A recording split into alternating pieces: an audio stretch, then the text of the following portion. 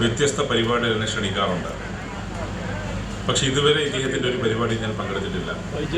ഏറ്റവും ഒടുവിൽ കഴിഞ്ഞ ആഴ്ച എൻ്റെ ചേംബറിൽ വന്ന് നമ്മുടെയൊക്കെ കാലാവധി അവസാനിക്കാൻ പോവുകയാണ് ഈ സഭയുടെ, ഒരു പരിപാടിയിൽ പങ്കെടുക്കണം എന്ന് അദ്ദേഹം ആവശ്യപ്പെട്ടപ്പോൾ തുറന്ന മനസ്സോടെയാണ് ഞാൻ ഏറ്റത്.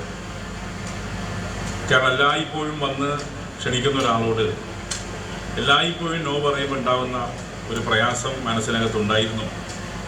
അതുകൊണ്ടാണ് ഇത്തവണ ഞാൻ യെസ് പറയുകയും ഈ ഏവൂർ ഗവൺമെൻറ് ഹയർ സെക്കൻഡറി സ്കൂളിൻ്റെ 4 കോടി രൂപയുടെ കെട്ടിടത്തിൻ്റെ ഉദ്ഘാടനത്തിന് ഞാൻ വരികയും ചെയ്തത്.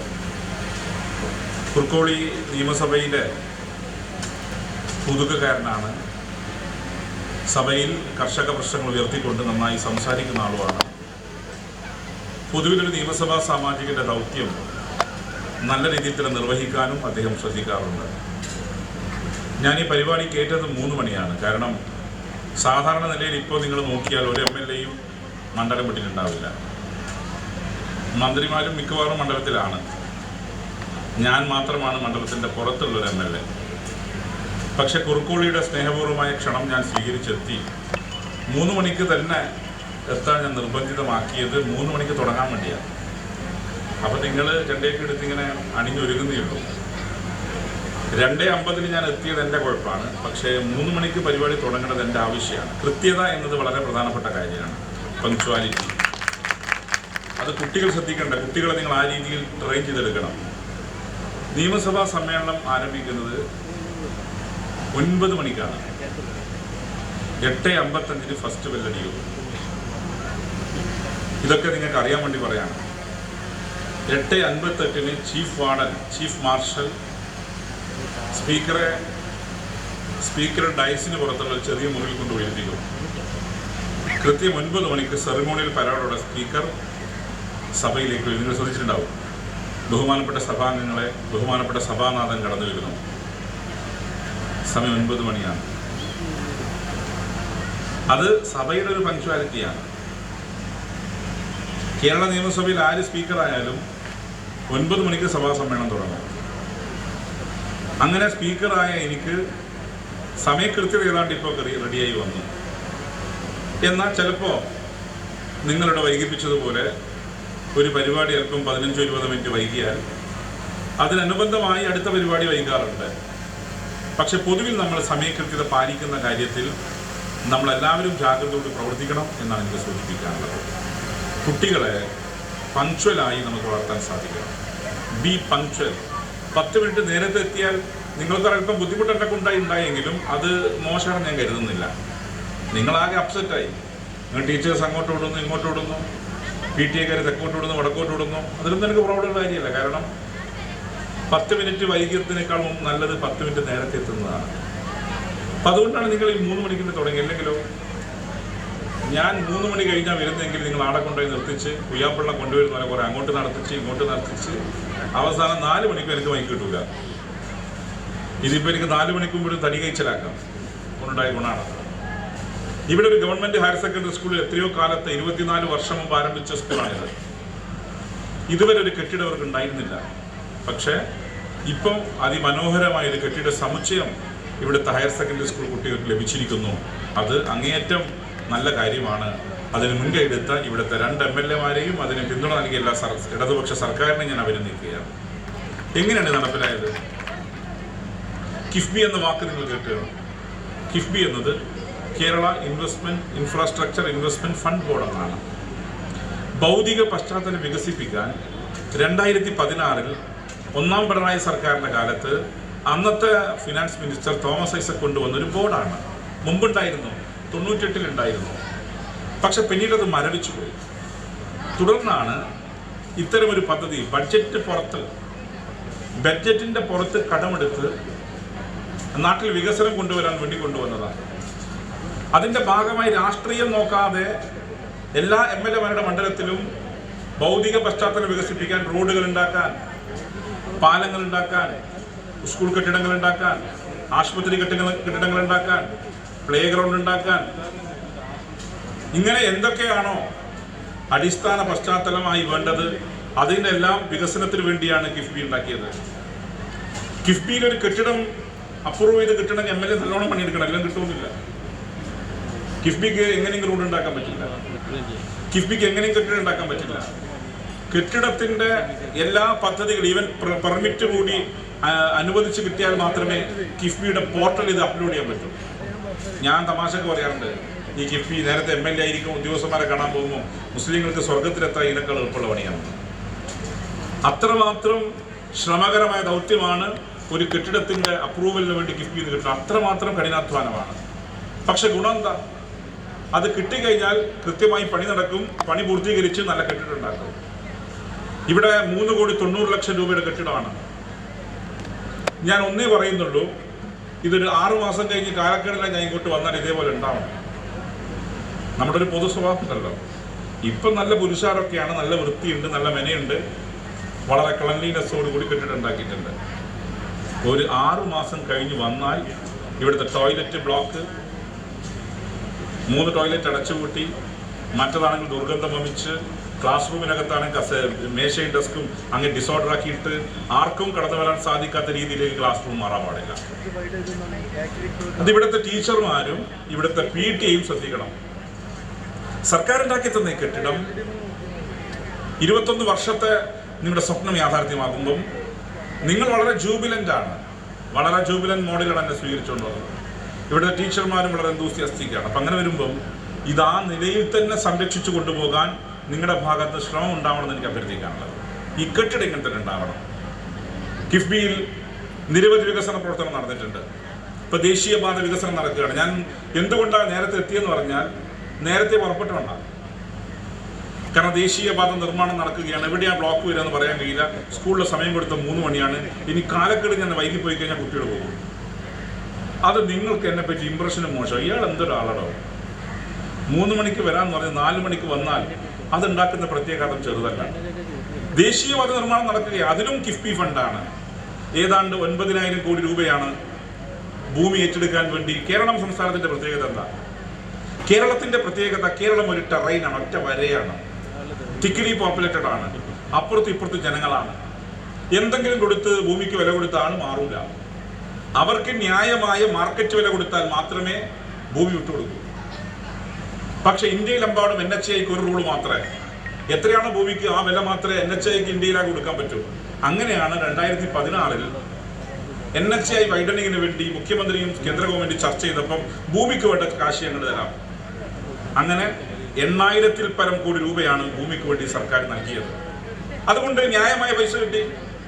ന്യായമായ പൈസ കിട്ടിയപ്പോൾ ജനങ്ങൾ ഭൂമി വിട്ടുകൊടുത്തു. ഇപ്പൊ എന്റെ അനുഭവം പറയാം, എന്റെ നാട്ടിലൊരു പാലം ഉണ്ടാക്കാൻ വേണ്ടി ഭൂമി വിട്ടിരുന്നില്ല. ഒടുവിൽ ലക്ഷക്കണക്കിന് രൂപ ഒരു കുടുംബത്തിന് 1 കോടി രൂപ കിട്ടിയപ്പോൾ അവർ വിട്ടു തന്നു. ജനങ്ങൾ അവരുടെ ജീവിത ഉപാധിയായ വീടും സ്ഥലവും വിട്ടുതരണമെങ്കിൽ ന്യായമായ കാശ് കൊടുക്കണം. യഥാർത്ഥത്തിൽ കിഫ്ബി കൊണ്ടുണ്ടായ ഗുണം ആ രീതിയിൽ ഭൂമിക്ക് ആവശ്യമായ കാശ് കൊടുക്കാൻ കഴിഞ്ഞു. 4 കോടി രൂപയുടെ കെട്ടിടം ഇവിടെ പണിയാൻ കഴിഞ്ഞു. ഈ തിരൂർ അസംബ്ലി മണ്ഡലത്തിൽ എത്ര കെട്ടിടം ഉണ്ടോ എന്ന് എനിക്കറിയില്ല. നിരവധി കെട്ടിടങ്ങളും കെട്ടിട സമുച്ചയങ്ങളും പണിയാൻ സാധിച്ചത് കിഫ്ബി കൊണ്ട് തന്നെയാണ്. മികച്ച ആശുപത്രി കെട്ടിടങ്ങൾ, ആശുപത്രി കെട്ടിടം മാത്രമല്ല, ആശുപത്രിക്ക് ആവശ്യമായ എക്യൂപ്മെന്റ്സ്, സർജിക്കൽ എക്യൂപ്മെന്റ്സ്, ആ സർജിക്കൽ എക്യൂപ്മെന്റ്സും നൽകിയത് ഈ കിഫ്ബിയിലൂടെയാണ്. അപ്പൊ കിഫ്ബി എന്ന് പറയുന്ന ആ പദ്ധതി കൊണ്ട് മാത്രമാണ് കേരളം അങ്ങേയറ്റം പ്രതികൂലമായ രാഷ്ട്രീയ സാഹചര്യത്തിലും പിടിച്ചു നിൽക്കാൻ കഴിഞ്ഞത്. അപ്പൊ അതുകൊണ്ട് വികസനം ഉണ്ടായി. ഇവിടുത്തെ കുട്ടികൾക്ക് ഏതായാലും ഔട്ട് ഗോയിങ് ബാച്ചിന് പഠിക്കാൻ കഴിഞ്ഞാൽ അവരൊന്ന് ഇരുത്തിക്കണം. നിങ്ങൾ, ഞാൻ ഒന്നേ പറയുന്നു ടീച്ചർമാരോട്, +2 കുട്ടികളൊന്നും അവരെ ഇരുത്തിച്ചവരെ പൂതിയൊന്നും മാറ്റിക്കളാം. ഒരു ക്ലാസ്സെങ്കിലും അവർക്ക് അവിടെ നിന്ന് എടുക്കുക. അവരൊന്ന് ഇരുന്ന് അവിടുത്തെ മേശയിലൊന്ന് ഇരുന്ന് അത്യാവശ്യം ഓർമ്മകളുമായി പോയിക്കോട്ടെ. അടുത്ത അധ്യയന വർഷം വരുന്ന കുട്ടികൾക്കായിരിക്കും മിക്കവാറും ഉപയോഗപ്രദമാക്കാൻ സാധിക്കുക. ആ രീതിയിൽ ഇവിടെ കെട്ടിടം പണി പൂർത്തിയാക്കി. വിദ്യാഭ്യാസ മേഖല കാതലായ മാറ്റം സംഭവിച്ചുകൊണ്ടിരിക്കുകയാണ്. വിദ്യാഭ്യാസ മേഖല മാറ്റം സംഭവിക്കുന്നു പറയുമ്പോൾ ഇപ്പോൾ ഇനി എക്സാം വരികയാണ്. മാർച്ച് മാസം 5-ാം തീയതി SSLC എക്സാം ആണ്, ഹയർ സെക്കൻഡറി എക്സാം ആണ്. ഹയർ വിദ്യാഭ്യാസത്തിനകത്ത് നിങ്ങൾക്കറിയാം പറയും Gen Z generation, Gen Z, Gen alpha എന്നൊക്കെ പറഞ്ഞ് കുട്ടികൾ അങ്ങ് തകർന്നിരിക്കുകയാണ്. നമ്മൾ കണ്ട് സ്പെഷ്യലൈസേഷനെ കുറിച്ചാണ് ആള് ചർച്ച ചെയ്യുന്നത്. നമ്മൾ കുട്ടികളെ സ്പെഷ്യലൈസ് ചെയ്യൽ മാത്രമല്ല, ജെൻസി കാലത്ത് സ്പെഷ്യലൈസേഷനെ കുറിച്ച് മാത്രമല്ല, ജനറലൈസേഷനും വളരെ പ്രധാനമാണ്. അയാൾ AI ആണ്, റോബോട്ടിക്സ് ആണ്. അത് മാത്രമല്ല, ജനറലൈസ് ചെയ്ത് എല്ലാം കൈകാര്യം ചെയ്യാൻ പാകത്തക്കതിലേക്ക് കൂടി കുട്ടികളെ നമ്മൾ പ്രാപ്തമാക്കണം. കുട്ടികളെ ഏതും കൈകാര്യം ചെയ്യാൻ പ്രാപ്തമാക്കുന്ന തലമുറയാക്കി മാറ്റിയെടുക്കാൻ നമുക്ക് സാധിക്കണം. ഇപ്പോഴാണെങ്കിൽ സോഷ്യൽ മീഡിയ ഇറയാണ്. സോഷ്യൽ മീഡിയ എന്ന് പറയുമ്പോൾ ഇപ്പോൾ നമ്മൾ ഫേസ്ബുക്ക് ഒക്കെ നമ്മളേ ഉള്ളൂ. ഈ സ്റ്റേജിൽ ഇരിക്കുന്ന നമ്മളൊക്കെ ഫേസ്ബുക്ക് ആയിരിക്കും, പക്ഷേ സ്റ്റേജിന്റെ പുറത്തിരിക്കുന്ന കുട്ടികളൊന്നും സ്റ്റേജ് ഫേസ്ബുക്ക്, അവർ ഇൻസ്റ്റാഗ്രാം ജനറേഷൻ എന്ന് പറയാം. ഇൻസ്റ്റാഗ്രാം തലമുറ ഇൻസ്റ്റാഗ്രാം അതിന് ഫിൻസ്റ്റാഗ്രാം ഉണ്ട്. ഞാൻ ചിന്തോടെ ഫിൻസ്റ്റാഗ്രാം അത് ഫേക്ക് അക്കൗണ്ട് ഉണ്ടാക്കി നിങ്ങളുടെ കാര്യങ്ങൾ അങ്ങോട്ടും ഇങ്ങോട്ടും കുറച്ചുകൂടി ക്ലോസ് ഗ്രൂപ്പിനകത്ത് ഷെയർ ചെയ്യാനാണ് അത്രേ. ഞാൻ അത് മാത്രമല്ല, ഇപ്പോഴത്തെ സമയത്ത് അറ്റൻഷൻ സ്പാൻ കുറേ. ഞാൻ പറയുന്നില്ലേ, ഞാനിവിടെ പ്രസംഗിക്കുമ്പോഴും ഈ ഇൻസ്റ്റാഗ്രാം ജനറേഷൻ ശ്രദ്ധിക്കുന്നില്ല, അവരിങ്ങനെ സംസാരിച്ചുകൊണ്ടിരിക്കുകയാണ്. അതെന്തുകൊണ്ടാണ്? നമ്മുടെ അറ്റൻഷൻ സ്പാൻ വളരെ കുറവാ. നിങ്ങൾ ഫോമോ എന്ന വാക്ക് കേട്ടിട്ടുണ്ടോ? Fear of missing out. എന്താ ഫിയർ ഓഫ് മിസ്സിംഗ് ഔട്ട് എന്ന് പറഞ്ഞാൽ? ഫിയർ ഓഫ് മിസ്സിംഗ് ഔട്ട് എന്ന് പറഞ്ഞാൽ ഞാൻ പുറത്തായി പോകുന്നുണ്ടോ? കമ്പാരിസൺ ആണ്.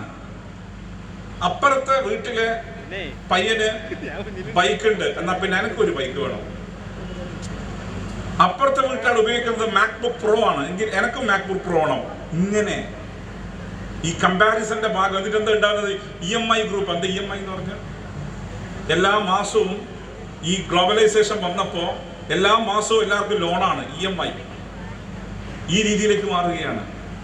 ഫിയർ ഓഫ് മിസ്സിംഗ് ഔട്ടിന്റെ ഭാഗമായി കമ്പയർ ചെയ്യാൻ വേണ്ടി നമ്മൾ മത്സരിക്കുകയാണ്. നമ്മളെതിരെ കമ്പയർ ചെയ്യേണ്ട കാര്യം? ഫോമോയുടെ നേരെ ഓപ്പോസിറ്റ് ആണ് Jomo, joy of missing out. നമ്മൾ ജോയ് ഓഫ് മിസ്സിംഗ് ഔട്ടിലേക്ക് പോയാൽ മതി. നമ്മൾ കമ്പയർ ചെയ്യേണ്ട, നമ്മൾ നമ്മളായ മതി. നമ്മളാകുന്നതിന് പകരം നമ്മൾ കമ്പയർ ചെയ്യുന്നു. നമുക്ക് അറ്റൻഷൻ കുറയാണ്. അറ്റൻഷൻ സ്പാൻ കുറയുന്നതിന്റെ ഭാഗമാണ് ഇപ്പോൾ ഇൻസ്റ്റാഗ്രാം റീൽസിന്റെ ഒരു ഉറപ്പാണ്. എന്റെ റീൽസ് ഇറക്കാനല്ല, നിങ്ങളൊക്കെ മുമ്പിൽ ഉണ്ടാകുന്നുണ്ട്. ഏതായാലും നിങ്ങളെ മുമ്പിലുള്ള ആൾക്കാർ എന്താണ് നല്ല റീൽസ് ഇറക്കും. കാരണം അയാൾ ഇനിയിപ്പോൾ മുമ്പിലില്ലാത്താനോ ബാക്കിലുള്ളവനെ വെച്ചിട്ട് ഓൻ തന്നെ എടുക്കാൻ ഉറപ്പാക്കിയിട്ടുണ്ടാവും. ഞാനിപ്പോൾ എൻ്റെ ചേംബറിലേക്ക് ആൾ വരാൻ എങ്ങനെയാണെന്നറിയോ? സാധാരണ മൊബൈൽ ഇങ്ങനെയാണ് പിടിക്കുക, ഇപ്പം ഇങ്ങനെയാണ് പിടിക്കുന്നത്. ഇതെന്താന്ന് നമുക്ക് മനസ്സിലാകുന്നില്ല. ഞാൻ ചെറുത്തോളം ഇത് ചില MLA ചില ആൾക്കാർ വരും. സാധാരണ ഞങ്ങൾ പെർമിറ്റ് ചെയ്യാറില്ല, മൊബൈൽ ഫോൺ ഉപയോഗിക്കാൻ പാടില്ല എന്ന് പറയും. പക്ഷെ ചിലർ വരുമ്പോൾ നോ പറയാൻ കഴിയില്ലല്ലോ. അപ്പം അവരെ കൂടെ വരുന്ന ആൾക്കാർ നമ്മളെങ്ങനെ വീഡിയോ പിടിക്കുക? ഇങ്ങനെയല്ലേ. എന്നാൽ ജെൻസി പിടിക്കുന്ന വീഡിയോ റെക്കോർഡിങ് ഇങ്ങനെയാണ്, നേരെ തിരിച്ചാണ്. റീൽസ് ഉണ്ടാക്കുകയാണ്. റീൽസ് എന്ന് പറഞ്ഞാൽ കുറേ നേരം റീൽസ് ഉണ്ടാക്കിയിരുന്ന ആരും കാണൂല. അവരെന്നെ പറയുന്നത് എന്താ? നിങ്ങൾ സ്ക്രോൾ ചെയ്യുമ്പോൾ നിങ്ങൾ ഇൻസ്റ്റാഗ്രാമിൽ 5 സെക്കൻഡ്സ് കൊണ്ട് നിങ്ങളെ ക്യാച്ച് ചെയ്യാൻ പറ്റണം. ആ 5 സെക്കൻഡ്സ് കൊണ്ട് നിങ്ങളെ ക്യാച്ച് ചെയ്യാൻ പറ്റില്ല, അപ്പുറം താഴോട്ട് പോകും. അതുപോലെ ഈ ഇരിക്കുന്ന നമ്മളൊക്കെ പൊളിറ്റീഷ്യൻസ് ആണ്, സാമൂഹിക പ്രവർത്തകന്മാരാണ്. നമ്മൾ ശ്രദ്ധിക്കേണ്ട കാര്യം നമുക്കും അതുപോലെ ക്യാച്ച് ചെയ്യാൻ പറ്റണം. എങ്ങനെ? പ്രസംഗത്തിൽ 10 മിനിറ്റ് കൊണ്ട് ക്യാച്ച് ചെയ്യാൻ പറ്റുന്നില്ലെങ്കിൽ ആളെ കണിച്ചു പോകും. അതുകൊണ്ട് അധിക നേരം ഞാൻ സംസാരിക്കില്ല. കാരണം അറ്റൻഷൻ സ്പാൻ കുറഞ്ഞ ജനറേഷനാണ് മുമ്പിലുള്ളത്. അറ്റൻഷൻ സ്പാൻ കുറഞ്ഞ ജനറേഷനോട് അധിക നേരം സംസാരിച്ചിരുന്നാൽ അവർക്ക് പ്രത്യേകിച്ച് താല്പര്യമില്ലാത്ത കാര്യമാണെങ്കിലോ പിന്നെ ശരീരം ഇവിടെ ഉണ്ടാവും, മനസ്സ് വേറെങ്കിലിരിക്കും. പിന്നെന്താക്കും? മൊബൈൽ ഫോൺ വിളിച്ചു, ഹലോ ആര് വിളിക്കാൻ? എണീറ്റ് ഒരു കാരണം ഉണ്ടാക്കുകയാണ്. ഈ ഒരു കാലഘട്ടത്തിൽ നമ്മളെപ്പോലുള്ള പൊതുപ്രവർത്തകർ കാണിക്കേണ്ട മര്യാദ പ്രസംഗം ചുരുക്കുക. ഞാൻ ക്രിക്കറ്റ് ഇന്ത്യയിൽ ആരംഭിച്ച നാട്ടിൽ നിന്ന് വരുന്ന ആളാണ്. തലശ്ശേരി ക്രിക്കറ്റ് ഇന്ത്യയിൽ ഉണ്ടായത്. പണ്ട് സ്കൂൾ പഠിക്കുമ്പോൾ ഞാൻ ടെസ്റ്റ് മാച്ച് കാണുമായിരുന്നു 5 ദിവസം. ഓസ്ട്രേലിയയിലെ കളി പൊച്ചക്കാണ്. പരീക്ഷയ്ക്ക് പഠിക്കാൻ നിൽക്കുന്ന പോലെ രാവിലെ എന്നിട്ട് ഓസ്ട്രേലിയൻ്റെ കളിയാണ്. ഓസ്ട്രേലിയ, ഇന്ത്യ, ന്യൂസിലാൻഡ് എന്നൊക്കെ കളി. പിന്നെ അത് 50 hours ഏകദിനം വന്നു. ഏകദിനം പണ്ട് ഇന്ത്യക്ക് തോറ്റ സങ്കടം വരും നമുക്ക്. ആ 50 hours മാച്ച് മാറി. ഇപ്പോഴോ 2020 ആണ്. 2020 ഇന്ത്യക്ക് 2 ടീമാണ്. 50 hours മാച്ചിന് ഒരു ടീം, 2020ക്ക് വേറൊരു ടീം. ഇപ്പൊ കഴിഞ്ഞ ദിവസം നമ്മൾ ന്യൂസിലാൻഡ് ഇന്ത്യയും നമ്മൾ 2020 മത്സരം നടന്നു. അത് പരമാവധി 3 മണിക്കൂറിന്റെ കാര്യം തീരുന്നുണ്ട്. അത്രേ പറ്റൂ. അതുകൊണ്ട് അത്ര നേരം കൊണ്ട് ഇവിടെ ഇപ്പൊ സ്റ്റേജ് കാണുമ്പോൾ ബാക്കി ബേജാറാകുന്നുണ്ടോ? ഞാനിങ്ങനെ നോക്കി, ഏതാണ്ട് ഈ പ്രദേശത്ത് എല്ലാവരും വീട്ടിലെത്തുന്നുണ്ട്. ഇത്രയാൾ പ്രസംഗിക്കാൻ പറ്റുമോ? പറ്റൂല. അതുകൊണ്ട് ഇവിടെ ഇരിക്കുന്ന ആളുകൾ ബേജാറാവേണ്ട. അധിക നേരം ആരും സംസാരിക്കില്ല. സ്പീക്കർ ചുരുക്കി സംസാരിച്ചാൽ അതിനുശേഷം വരുന്ന ആൾ അതിനേക്കാൾ കുറച്ചേ സംസാരിക്കൂ. അതൊരു അൺറിട്ടൺ റൂളാണ്. അതുകൊണ്ട് സ്പീക്കർ ആകുമ്പോൾ സ്പീക്കറെ വിളിക്കുന്നതിനാ? സ്പീക്കറെ വിളിക്കുന്നതിനാണ് കുറച്ച് സംസാരിക്കാൻ വേണ്ടിയാണ്. സ്പീക്കർ ഡെഫിനേഷൻ എന്ന് പറഞ്ഞാൽ the speaker the person who can speaks, the speaker the person who can always speaks. അതിൽ നിങ്ങൾക്ക് ആദ്യത്തെ ഭാഗം എനിക്ക് കിട്ടും, ഹു കാൺ സ്പീക്സ് എന്നുള്ളത്. അതുകൊണ്ട് ഞാൻ അതിൽ സ്റ്റിക്ക് ഓൺ ചെയ്ത് നിൽക്കാം. വിദ്യാഭ്യാസ മേഖലയിൽ നമ്മൾ ക്ലാസ് എടുക്കുന്ന ടീച്ചർമാർ ഇപ്പൊ അക്കാഡമിക് സെക്ടറിനകത്ത് വലിയ മാറ്റം സംഭവിച്ചു. പഴയതുപോലെയാണ് അല്ല. നല്ല ലാബുണ്ട്. നമ്മുടെ ക്ലാസ് റൂമുകൾ IT ആയി. നമ്മുടെ ക്ലാസ് റൂമുകൾ ഹൈടെക് ക്ലാസ് റൂമുകളായി മാറി. പണ്ടത്തെ പോലെയല്ല. പിന്നെ കുട്ടികൾക്ക് മനസ്സിലാക്കേണ്ട കാര്യം എന്താ? ഇപ്പൊ കുട്ടികൾക്ക് സ്കൂളൊന്നും വലിയ ഇൻട്രസ്റ്റ് ഇല്ലാതെ ഞാൻ മനസ്സിലാക്കുന്നത്. എന്താ കാരണം? മൊണോട്ടണസ് ആയ ക്ലാസ്സാണ്. ഇപ്പൊ ടീച്ചർമാർ അപ്ഡേറ്റഡ് ആവണം. അപ്ഡേറ്റഡ് ആവണം എന്ന് പറയുമ്പോൾ നമ്മൾ ആരെയാണ് പഠിപ്പിക്കുന്നത്? നമ്മൾ പഠിപ്പിക്കുന്ന കുട്ടികൾ നമ്മളെക്കാൾ കാര്യങ്ങൾ അറിയുന്നവരാണെന്ന ബോധ്യത്തിൽ നിൽക്കണം. അപ്പോഴാണ് നമ്മൾ കുറച്ച് അപ്ഡേറ്റഡ് ആവാൻ. ഇതിപ്പോൾ എല്ലാവരുടെ കയ്യിൽ ഓരോ കുന്തുണ്ടല്ലോ. നിങ്ങൾ പഠിപ്പിക്കുന്ന കാര്യം അവർ ഒരുപക്ഷെ തലേന്ന് പെർപ്ലക്സിറ്റി ചോദിച്ചിട്ടുണ്ടാവും, എന്താണിത്, ചാറ്റ് GPT പോയി ചോദിച്ചിട്ടുണ്ടാവും എന്താണ് ഈ സംഭവം. അപ്പോൾ അവർക്ക് ഞങ്ങളെക്കാൾ ബോധമുണ്ടെന്ന് മനസ്സിലാക്കണം. അതുകൊണ്ട് ഞങ്ങൾ അപ്ഡേറ്റഡ് ആയിട്ടില്ലെങ്കിൽ നമ്മൾ ഔട്ട്ഡേറ്റഡ് ആയി പോകും. ഈ ചാറ്റ് GPTയുടെ കാലത്ത്, AI കാലത്ത് കുട്ടികളെ നാം പഠിപ്പിക്കുമ്പം നമ്മൾ അത്രമാത്രം തുറവായി മാറണം. ആ രീതിയിലേക്ക് നമുക്ക് കൈകാര്യം ചെയ്യാൻ സാധിക്കണം. അതിൽ നമ്മൾ ശ്രദ്ധിക്കേണ്ട കാര്യം എത്ര സമയം ഇതിനകത്ത് സ്പെൻഡ് ചെയ്യാം. അതാണ് വിദേശ രാജ്യങ്ങളിൽ സ്ക്രീൻ ടൈം വന്നത്. എത്ര സമയം നമുക്കിപ്പോൾ ടെക്നോളജി ഉപയോഗിക്കണമെന്ന് പറയാൻ പറ്റൂല. നിങ്ങൾ മൊബൈൽ ഫോൺ ഉപയോഗിക്കാൻ പാടില്ല, നിങ്ങൾ ഐപാഡ് ഉപയോഗിക്കാൻ പാടില്ല, ലാപ്ടോപ്പ് ഉപയോഗിക്കാൻ പാടില്ല എന്ന് പറയാൻ പറ്റില്ല. പക്ഷേ there needs some restrictions how much time you can spend in computer. കാരണം ഫുൾ ടൈം തല പലരുടെയും കുനിച്ചിട്ടിരിക്കും. ഇങ്ങനെയല്ലേ നിങ്ങൾ പോകുന്നുണ്ട് ട്രെയിനിൽ ആരെങ്കിലും മുണ്ടുന്നു. മുമ്പ് എങ്ങനെ നമ്മൾ അങ്ങോട്ടും ഇങ്ങോട്ടും മുണ്ടൂലേ, പരിചയപ്പെടൂലേ? ഇപ്പൊ ആകെ എനിക്ക് തോന്നുന്നു കുറുക്കോടിയെ പോലാണ് അങ്ങോട്ടും ഇങ്ങോട്ടും വർത്താനം പറയും. കാരണം തൊട്ടടുത്തിരിക്കുന്നത് ബാക്കി എല്ലാവരും എങ്ങനെയാണ്, ഇങ്ങനെയാണ്. ഇതാണ് ജനറേഷൻ. ആ രീതിയിൽ നമ്മൾ മാറുന്നു. പക്ഷെ അവിടെയാണ് ഞാൻ പറഞ്ഞത് there need some restrictions, ചില നിയന്ത്രണങ്ങൾ ഉണ്ടാവണം. 16 ഞാൻ കഴിഞ്ഞ ദിവസം ഈ ബാലാവകാശ കമ്മീഷന്റെ പരിപാടിയിൽ പോയിട്ട് പറഞ്ഞു 16 വയസ്സുള്ള കുട്ടികൾ ഇതിനകത്ത് നിയന്ത്രണം വേണം. എത്ര സമയം? കാരണം ഈ ഗെയിമിൽ കളിച്ചാണല്ലോ അന്ന് ഗസിയാബാദിൽ 3 കുട്ടികൾ സൂസൈഡ് ചെയ്തത്. അപ്പൊ ടെക്നോളജിയുടെ മെറിറ്റ്സ് ഉണ്ട്, ഡിമെറിറ്റ്സ് ഉണ്ട്. ആ ഡിമെറിറ്റ്സ് റെഗുലേറ്റ് ചെയ്യപ്പെടണം. കുട്ടികൾ എത്ര സമയം സ്പെൻഡ് ചെയ്യണം അവിടെയും നമുക്ക് നിയന്ത്രിക്കാൻ സാധിക്കണം എന്ന് എനിക്ക് അഭ്യർത്ഥിക്കാനുള്ളത്. നിയന്ത്രണങ്ങൾ അനിവാര്യമാണ്. ടെക്നോളജിയെ പൂർണ്ണമായും അവോയ്ഡ് ചെയ്തുകൊണ്ട് നമുക്ക് പോകാൻ പറ്റില്ല. പക്ഷേ ടെക്നോളജിക്കകത്ത് റെസ്ട്രിക്ഷൻ ഏർപ്പെടുത്താൻ നമുക്ക് സാധിക്കണം എന്നുള്ളതാണ്. ക്ലാസ് റൂമിനകത്ത് ടീച്ചർമാർ ക്ലാസ് എടുക്കുന്നു. ക്ലാസ് എടുക്കുമ്പോൾ ഇപ്പോൾ പീരീഡ് 40 മിനിറ്റ് ആണ്. ഒരു പീരീഡ് ഇപ്പം എനിക്കറിയില്ല, ഞങ്ങളൊക്കെ പഠിക്കുന്ന സമയത്ത് 40 മിനിറ്റ് ആയിരുന്നു. കോളേജിൻ്റെ അകത്ത് ഹവറാണ്, 1 hour. അതാണ് ഹവർ എന്ന് പറയുന്നത്. ക്ലാസ് സ്കൂളിനകത്താണെങ്കിൽ 40 മിനിറ്റ് ആണ്. ആ 40 മിനിറ്റ് കൊണ്ട് കുട്ടികളെ അട്രാക്ട് ചെയ്യാൻ നമുക്ക് പറ്റണം. കുട്ടികൾ നാം ഉണ്ടാക്കേണ്ട വികാരം എന്താണ്? കുട്ടികൾ നാം ഉണ്ടാക്കേണ്ട വികാരം കൈൻഡ്നസ്, ദയാണ്. കുട്ടികൾ നാം ഉണ്ടാക്കേണ്ട ഫീൽ അത് എംപതിയാണ്, സിമ്പതി അല്ല. എംപത്തറ്റിക് ആയിരിക്കണം. സഹജീവിയോട് നമുക്ക് എംപതി ഉണ്ടാവണം. ക്ലാസ് റൂമിൽ ഇരിക്കുന്ന കുട്ടിയുടെ പേര് നമുക്ക് അറിയണം, അവന്റെ കുടുംബ പശ്ചാത്തലം അറിയണം. ശുഭ്മാൻ ഗില്ലിന്റെ കല്യാണം കഴിക്കാൻ പോകുന്ന പെണ്ണിന്റെ പേര് എല്ലാവർക്കും അറിയാം. പക്ഷെ സ്വന്തം ക്ലാസ്സിലിരിക്കുന്ന പഠിക്കുന്ന കുട്ടിയെ കുറിച്ച് നമുക്ക് അറിയില്ല. അവിടെയാണ് കുട്ടികളെ ആ രീതിയിൽ എംപത്തറ്റിക്കായി വളർത്തിയെടുക്കാൻ നമുക്ക് സാധിക്കണം. എംപത്തറ്റിക്കായി കുട്ടികളെ വാർത്തെടുക്കുന്ന പ്രക്രിയയായിരിക്കണം സ്കൂൾ. സ്കൂളിനകത്ത് കുട്ടികളെ നമ്മൾ വായിക്കാൻ പ്രേരിപ്പിക്കണം. റീഡിങ് അതൊരു ഹാബിറ്റാണ്. അത് ചെറുപ്പത്തിലെ കൾട്ടിവേറ്റ് ചെയ്യേണ്ട കാര്യമാണ്. ആ റീഡിങ് ഹാബിറ്റ് ഒരു ഘട്ടത്തിൽ കുട്ടിയിൽ വന്നാൽ ആ കുട്ടി മരിക്കുന്നത് വരെ എത്ര മുതിർന്നവനായാലും വായിക്കാൻ തയ്യാറാവും. അതിന് ഞാൻ പറഞ്ഞല്ലോ, ഡിസ്ട്രാക്ഷനാണ് ഈ സോഷ്യൽ മീഡിയ. നിങ്ങൾ പുസ്തകം കൊടുത്തിരിക്കുമ്പോൾ പെട്ടെന്ന് ഡിസ്ട്രാക്ഷൻ എന്താ ഉണ്ടാവുക? മൊബൈൽ ഫോണാണ്, സോഷ്യൽ മീഡിയ ആണ്. അതുകൊണ്ടാണ് ലൈബ്രറിക്കകത്ത് വൈഫൈ കണക്ഷൻ പാടില്ല എന്ന് പറയുന്നത്. ലൈബ്രറിക്കകത്ത് ഈ മൊബൈൽ ഫോണോ സോഷ്യൽ മീഡിയ ഉപയോഗിക്കാൻ പാടില്ല എന്ന് പറയുന്നത് അതുകൊണ്ടാണ്. ലൈബ്രറിക്കകത്ത് വൈഫൈ വേണം. എന്തിനാ? നിങ്ങൾക്ക് കാര്യങ്ങൾ പഠിക്കാൻ വേണ്ടി, ഡൗൺലോഡ് ചെയ്തെടുക്കാൻ വേണ്ടി. അല്ലാതെ റീഡിംഗ് റൂമിനകത്ത് ഇത് കൊടുത്താലോ ആളിത് തന്നെ നോക്കിക്കളിക്കും. കുട്ടികളെ റീഡിംഗ് ഹാബിറ്റ് ഉണ്ടാക്കണം. ഇവിടെ ഇപ്പോൾ മനോഹരമായ പ്ലേ ഗ്രൗണ്ട് ഉണ്ട്. ഇത് പ്ലേ ഗ്രൗണ്ട് ആക്കി തന്നെ നിർത്തണം. നിങ്ങൾ ചിലർ വന്നിട്ട് നമുക്കൊരു കെട്ടിടം വേണം, ഒരിക്കലും പറ്റില്ല. ക്ലാസ് റൂമിനകത്ത് കുട്ടികൾ കളിക്കുക. ഞാനിപ്പോൾ കുറേ ആളവിടെ വോളിബോൾ കളിക്കുന്നുണ്ട്. അത് പ്രോത്സാഹിപ്പിക്കപ്പെടണം. ഇന്ന് കുട്ടികൾ കളിക്കുന്നില്ല. എല്ലാ പാരൻസും പറയുന്ന പഠിക്കുന്ന ഏതെങ്കിലും പാരൻസ് മക്കളോട് കളിക്കാൻ പറയുന്നുണ്ടോ? ആരും പറയുന്നില്ല. എല്ലാവരും പറയുന്നത് ഇതാ പഠിച്ചോളണേ, അപ്പുറത്തിരിക്കുന്ന എല്ലാത്തിലെയും കമ്പാരിസണാണ് നമ്മളെ മക്കളെ. ഈ കമ്പാരിസൺ ഉണ്ടാക്കാൻ പോകുന്ന പ്രശ്നം ചെറുതല്ല. ഈ കമ്പാരിസൺ ഒഴിവാക്കി കുട്ടികളെ പഠിക്കാൻ പറയുന്നതോടൊപ്പം തന്നെ കളിക്കാനും പറഞ്ഞേക്കണം. കുട്ടികളോട് വായിക്കാൻ പറയണം. ഫിസിക്കൽ ഫിറ്റ്നസ് വളരെ പ്രധാനമാണ്. ആ ഫിസിക്കൽ ഫിറ്റ്നസിന് ഏറ്റവും അനിവാര്യം കായിക വിനോദം തന്നെയാണ്. എല്ലാ സ്കൂളിനകത്തും നിർബന്ധമായും പ്ലേ ഗ്രൗണ്ട് ഉണ്ടാവണം. പ്ലേ ഗ്രൗണ്ട് എന്ന് പറയുമ്പോൾ ഇതുപോലത്തെ എത്രമാത്രം ഇത് ഗ്രാസ് പ്ലേ ഗ്രൗണ്ട് അല്ല, ഇത് ഗ്രാസ് ടർഫ് അല്ല. ഇനി ഒരു ചെറിയ ടർഫ് ഉണ്ടാക്കി കൊടുത്താൽ മതി, കുട്ടികൾ കളിച്ചോളും. പഠനത്തോടൊപ്പം തന്നെ പഠനേതര പ്രവർത്തനത്തിൽ നമുക്ക് പ്രോത്സാഹിപ്പിക്കാൻ കഴിയണം. അങ്ങനെ എല്ലാ അർത്ഥത്തിലും. ഒപ്പം ക്ലാസ് മുറിക്കകത്ത് നിർബന്ധമായും ക്ലാസ്സിൽ കുട്ടികളെ കൊണ്ട് വായിപ്പിക്കണം, ഉറക്കെ വായിപ്പിക്കണം. എന്തിനാ? അക്ഷരസ്ഫുടത ഉണ്ടാവാനാണ്. അക്ഷരസ്ഫുടത വളരെ പ്രധാനമാണ്. അക്ഷരസ്ഫുടത ഉണ്ടാവാൻ ഏറ്റവും നല്ല കാര്യം വായിപ്പിക്കലാണ്, ഉറക്കെ വായിപ്പിക്കലാണ്.